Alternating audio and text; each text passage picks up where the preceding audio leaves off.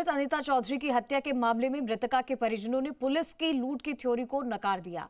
पूर्व मंत्री राजेंद्र चौधरी ने भी परिजनों से मुलाकात के बाद कहा कि जिस तरह से इस मामले में कहीं ना कहीं कमी रखी जा रही है, तो ऐसे में पूरे मामले की जांच सीबीआई को दे देनी चाहिए। उन्होंने कहा कि पुलिस चाहे तो इस मामले का खुलासा कर सकती है, लेकिन साक्ष्य कमजोर होने के नाम पर बिना आरोपी की गिरफ्तारी के शव का पोस्टमार्टम नहीं होगा।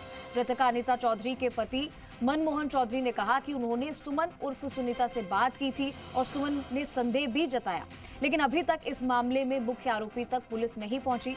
अनीता चौधरी के बेटे राहुल ने कहा कि लूट के लिए ये हत्या नहीं हुई है।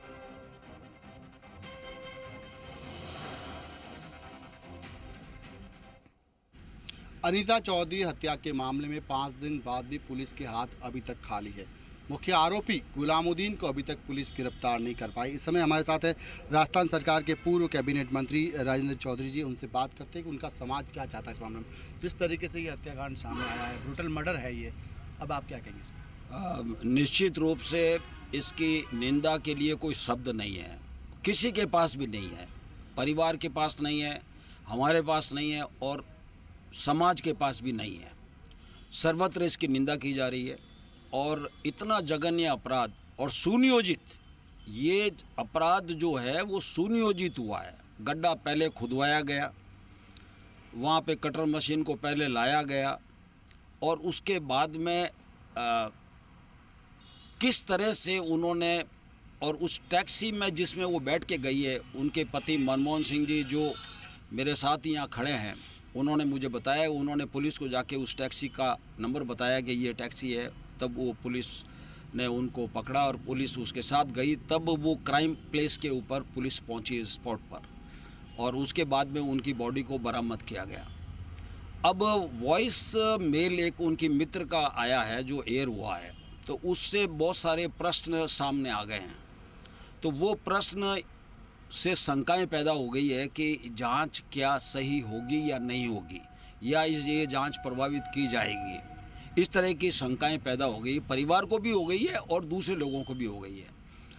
तो हम सब ये चाहते हैं कि राज्य सरकार सीधा हस्तक्षेप करे और इस सारे प्रकरण को सीबीआई को सुपुर्द करे, जिससे कि सीबीआई एक एक चीज़ का खुलासा आम जनता के बीच में करे, तभी हम संतुष्ट हो पाएंगे। कल श्रद्धापुरा व्यापार मंडल की तरफ से बंद का आह्वान किया गया है, क्योंकि इनका कार्य क्षेत्र वहीं रहा है, मनमोहन जी भी वहीं रहे हैं और वहाँ पर गोल बिल्डिंग पे कल धरना रहेगा और मैं भी उस धरने में शरीक होऊंगा।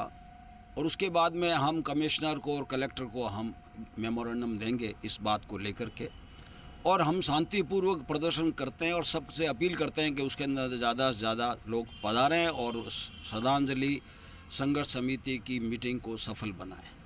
पुलिस 2 दिन से ये कह रही है कि हम गुलामुद्दीन के काफ़ी नज़दीक हैं, लेकिन अभी वो पकड़ में नहीं आया। आपको क्या अंदेशा लगता है कि क्या गुलामुद्दीन के साथ भी कुछ हुआ? सर, जो षड्यंत्र के पीछे हैं, जिन्होंने इतना ब्रूटली मर्डर करवा दिया है मेरी मम्मी का, तो गुलामुद्दीन के साथ में भी कुछ भी करा सकते हैं। तो उसका शक तो हमें भी है ही है, क्योंकि वो काफ़ी बड़े जने हैं इस पीछे, जैसा ऑडियो में जिनका नाम आया था, सुमन ने लिया था। तो इसलिए हमें लगता है कि गुलामुद्दीन के साथ में कुछ किया जा सकता है।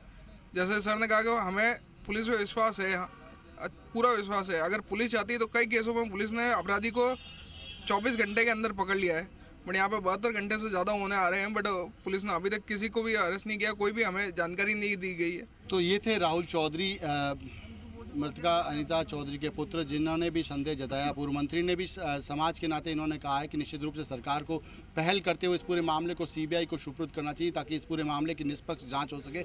वहीं मनमोहन चौधरी जो उनके पति हैं, उन्होंने भी संदेह जाहिर किया। साथ में उनके पुत्र राहुल चौधरी ने तो यहाँ तक संदेह जाहिर किया है कि क्या जिन लोगों के ऑडियो में नाम आए, हो सकता है संभवतः उन लोगों ने कोई बड़ा कदम उठाया हो सकता है गुलामुद्दीन के साथ भी कोई बड़ी घटना हो गई, इसीलिए संभवतः पुलिस अब तक उसको तलाश नहीं कर पाई है। कैमरा शिव सिंह के साथ राकेश बार।